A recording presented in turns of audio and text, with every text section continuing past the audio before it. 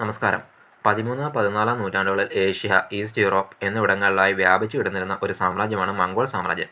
ലോകചരിത്രത്തിൽ സമീപസ്ഥലങ്ങളായ പ്രദേശങ്ങളെ മാത്രം ഉൾക്കൊള്ളുന്ന ഏറ്റവും വലിയ സാമ്രാജ്യമായിരുന്നു ഇത്. മംഗോളുകളുടെയും തുർക്കികളുടെയും ഏകീകരണത്തെ തുടർന്ന് രൂപം കൊണ്ട ഈ സാമ്രാജ്യം 1206-ൽ ജംഗീസ് ഖാൻ ഭരണാധികാരിയായ ശേഷം നടത്തിയ കടന്നാക്രമണങ്ങളിലൂടെ കൂടുതൽ വിസ്തൃതി കൈവരിച്ചു.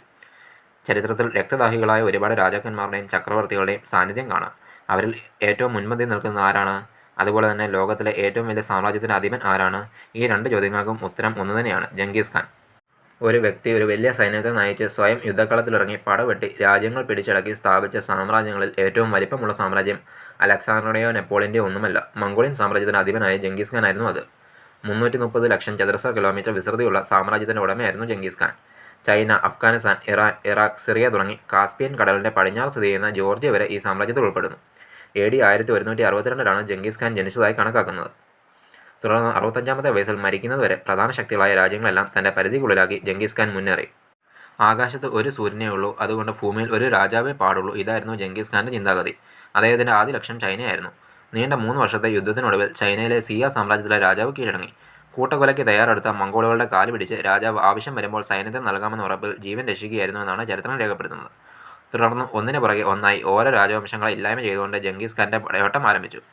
ജംഗീസ് ഖാനെക്കുറിച്ച് പറയുമ്പോൾ അദ്ദേഹത്തിൻ്റെ ചരിത്രത്തിൽ ഇരുണ്ട അധ്യായങ്ങൾ ഏറെയുണ്ട്.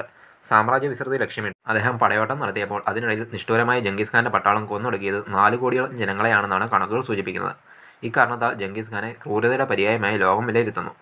ജംഗീസ് ഖാൻ ഒരു പ്രദേശം ആക്രമിക്കുമ്പോൾ അവിടുത്തെ രാജാവിന് ഒരു മുന്നറിയിപ്പ് നൽകും: നിരുപാധികം കീഴടങ്ങുക, അല്ലെങ്കിൽ എൻ്റെ കയ്യിലിരിക്കുന്ന ചാട്ടയുടെ അധികം പൊക്കമുള്ളവരെ ഞാൻ കൊന്നെടുക്കും എന്നായിരുന്നു ആ ഭീഷണി. ഇതോടെ പല രാജാക്കന്മാരും എതിർക്കാൻ ഒരുങ്ങാതെ പരാജയം സമ്മതിക്കുകയായിരുന്നു പതിവ്. അത്തരക്കാരെ ജംഗീസ് ഖാൻ വെറുതെ വിട്ടു. എന്നാൽ എതിർക്കാൻ ധൈര്യം കാട്ടിയ രാജാക്കന്മാരെയും അവരുടെ പ്രജകളെയും നിഷ്കരണം വധിച്ചു. കുട്ടികളെപ്പോലും മംഗോൾ സൈന്യം വെറുതെ വിട്ടില്ല. ജംഗീസ് സൈന്യം നടത്തിയ ആക്രമണങ്ങളെ തുടർന്ന് അദ്ദേഹത്തിൻ്റെ 50,000-ൽ വരുന്ന സൈന്യത്തിലെ ഓരോ അംഗവും 24 പേരെ വീതം കൊല ചെയ്തുവെന്നാണ് ചരിത്രം പറയുന്നത്. വിജയകരമായ ഒരു ആക്രമണത്തിന് ശേഷം കൈക്കലാക്കിയ വിലപ്പെട്ട മുതലുകളെല്ലാം അയാൾ സൈനികരുമായി പങ്കുവച്ചു. എന്നാൽ പിടിച്ചെടുക്കുന്ന സുന്ദരികളായ സ്ത്രീകളുടെ മേൽ ജംഗീസ് ഖാന് മാത്രമായിരുന്നു അവകാശം. 100 കണക്കിന് സ്ത്രീകളെ ജംഗീസ് ഖാൻ ഭാര്യമാരാക്കി മാറ്റി. ഇതിൻ്റെ പരിണിത ഫലങ്ങൾ വളരെ വലുതായിരുന്നു. ജനിതക ശാസ്ത്രജ്ഞന്മാരുടെ കണക്കുകൂട്ടൽ ലോകത്തിലെ ഏതാണ്ട് 3 കോടിയുടെ പൂർവ്വപിതാവ് 800 വർഷം മുമ്പ് മംഗോളിയൻ പ്രദേശത്ത് ജീവിച്ചിരുന്ന ഒരാളായിരുന്നു എന്നുള്ളതാണ്.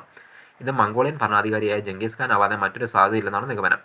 ലോകത്ത് ജീവിച്ചിരിക്കുന്ന 200 പുരുഷന്മാരിൽ ഒരാൾ വീതം ജംഗീസ് ഖാനുമായി ജനിതകമായി ബന്ധപ്പെട്ടിരിക്കുന്നതെന്നാണ് നരവംശ ശാസ്ത്രജ്ഞരുടെ വിലയിരുത്തൽ. തെമുജിൻ അഥവാ തെമുജിൻ എന്നായിരുന്നു ബാല്യത്തിൽ ജംഗീസ് ഖാൻ്റെ പേര്. കൊല്ലൻ എന്നായിരുന്നു ആ വാക്കിനർത്ഥം.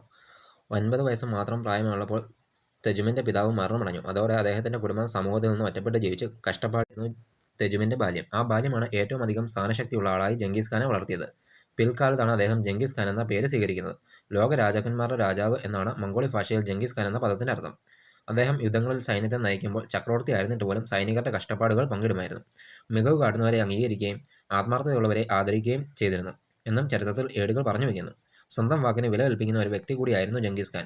കൊടുത്ത വാഗ്ദാനങ്ങൾ നിർബന്ധമായും പാലിച്ചിരുന്നു. അതുകൊണ്ട് തന്നെ അദ്ദേഹത്തിൻ്റെ മരണം വരെ സൈനിക നേതാക്കളിൽ പോലും അദ്ദേഹത്തെ വഞ്ചിച്ചില്ല. ജംഗീസ് ഖാനും മക്കളും മറ്റനേകം ഭരണാധികാരികളും തെൻഗറീസം എന്ന മതത്തിൽ വിശ്വാസം പുലർത്തിയിരുന്നവരായിരുന്നു എന്നാണ് ചില ചരിത്രരേഖകൾ ചൂണ്ടിക്കാട്ടുന്നത്. താർത്താരികൾ എന്ന ഗോത്ര സമൂഹത്തിൻ്റെ ഭാഗമായിരുന്ന ഒരു വിശ്വാസക്രമമാണ് തെൻഗറീസം. വ്യത്യസ്ത ഭരണാധികാരികൾ ഈ ഗോത്രത്തിൻ്റെ നേതൃപദവിയിലേക്ക് എത്തുമ്പോൾ അവർക്കിഷ്ടമുള്ള ഒരു ആരാധനാക്രമം രൂപീകരിക്കപ്പെടുകയായിരുന്നു പതിവ്. അതുകൊണ്ട് തന്നെ ഇവർക്ക് കൃത്യമായ ഒരു മതവിശ്വാസം ഇല്ലായിരുന്നു.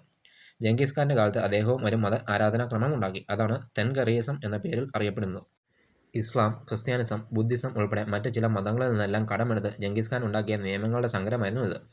എന്നാൽ ഈ ആരാധനാക്രമണത്തിന് ഇവയിൽ ഏതെങ്കിലും മതവുമായി നേരിട്ട് ബന്ധമുണ്ടായിരുന്നില്ലെന്നാണ് യാഥാർത്ഥ്യം. ഭരണഘടന എന്ന പോലെ അവർക്ക് പുസ്തകം ഉണ്ടായിരുന്നു. അത് യാസിക് എന്ന പേരിൽ അറിയപ്പെട്ടു. ഇസ്ലാം മതത്തോട് യാതൊരു പ്രതിപത്തിയും കാണിച്ചിരുന്ന വ്യക്തിയല്ല ജംഗീസ് ഖാൻ. ജംഗീസ് ഖാൻ്റെ സ്ഥാനപതിയെ സെൽജുക്കുകൾ വകവരുത്തുകയും മംഗോളിയരുമായി കച്ചവടം നടത്തിയതിന് 450 കച്ചവടക്കാരെ തറവെട്ടുകയും ചെയ്തപ്പോൾ 2 വർഷത്തിന് അദ്ദേഹം ബുഖാറയിൽ എത്തുകയും 30,000 പേരെ കൊന്നൊടുക്കി തൻ്റെ സ്ഥാനപതിയുടെ കൊലയ്ക്ക് പക വീട്ടുകയും ചെയ്തുവെന്ന് ചരിത്രം പറയുന്നുണ്ട്. അതേസമയം പിൽക്കാലത്ത് ജംഗീസ് ഖാൻ്റെ മകൻ ചാഗ്തായ് ഖാൻ്റെ പേരക്കുട്ടി മുബാറക് ഷാ ഇസ്ലാം മതം സ്വീകരിച്ചുവെന്നും അതിലൂടെ മംഗോൾ ഭരണാധികാരികളിൽപ്പെട്ട പല ആളുകളും ഇസ്ലാമിലേക്ക് എത്തപ്പെട്ടുവെന്നും ചരിത്രം ചൂണ്ടിക്കാട്ടുന്നു. യുദ്ധം, അധിനിവേശം എന്നതിൽ കവിഞ്ഞ് മതവുമായി പറയത്തക്ക ബന്ധങ്ങൾ ഒന്നുമില്ലാത്ത വ്യക്തിയായിരുന്നു ജംഗീസ് ഖാൻ എന്നാണ് ചരിത്രരേഖകൾ കാട്ടിത്തരുന്നത്. അധികം അറിയപ്പെടാതെ കിടക്കുന്ന മംഗോളിയാണ് ലോകത്തിലെ ഏറ്റവും ശക്തനായ ചക്രവർത്തി ജന്മം കൊടുത്തതെന്നുള്ളത് ചരിത്രത്തിൻ്റെ വിരോധാഭാസമായി തോന്നാം. നീണ്ട 20 വർഷത്തെ പടയോട്ടത്തിന് പിന്നാലെ 1227 അദ്ദേഹം മരണത്തിന് കീഴടങ്ങിയെന്നാണ് കരുതപ്പെടുന്നത്. അദ്ദേഹത്തിൻ്റെ മരണത്തെക്കുറിച്ച് നിരവധി വാദങ്ങൾ വരുന്നുണ്ട്. ജംഗിസ് ഖാൻ കുതിരപ്പുറത്തു നിന്ന് വീണ് മരിക്കുകയായിരുന്നുവെന്നും അതല്ല ഒരു രാജ്യത്തെ രാജകുമാരിയുടെ കുത്തേറ്റ് മരിക്കുകയായിരുന്നുവെന്നും അഭിപ്രായങ്ങൾ ഉയരുന്നുണ്ട്. എന്നാൽ ഒരു വിഭാഗം വിശ്വസിക്കുന്നത് ഒരു യുദ്ധത്തിനിടയിൽ സംഭവിച്ച മുറിവിൽ നിന്നുണ്ടായ വിഷബാധ മൂലം ജംഗിസ് ഖാൻ മരിച്ചുവെന്നാണ്. ഇക്കാര്യമാണ് ലോകസഞ്ചാരിയായ മാർക്കോ പോളോയും രേഖപ്പെടുത്തിയിരിക്കുന്നത്. മനുഷ്യ ചരിത്രം കണ്ടതിൽ വെച്ച് ഏറ്റവും ശക്തനായ ചക്രവർത്തിയും വലിയ സാമ്രാജ്യത്തിന്റെ ഉടമയുമായിരുന്നു ജംഗിസ് ഖാൻ. ജീവിച്ചിരിക്കുമ്പോൾ തന്റെ ചിത്രം വരയ്ക്കാനോ തന്റെ ശില്പങ്ങൾ നിർമ്മിക്കാനോ അദ്ദേഹം സമ്മതിച്ചില്ല. അദ്ദേഹത്തിന്റെ മരണശേഷമാണ് നാണയങ്ങളിൽ പോലും അദ്ദേഹത്തിന്റെ രൂപം എത്തിത്തുടങ്ങിയത്. അദ്ദേഹത്തിന്റെ മരണവുമായി ബന്ധപ്പെട്ട പല കാര്യങ്ങളും ഇന്നും രഹസ്യമാണ്.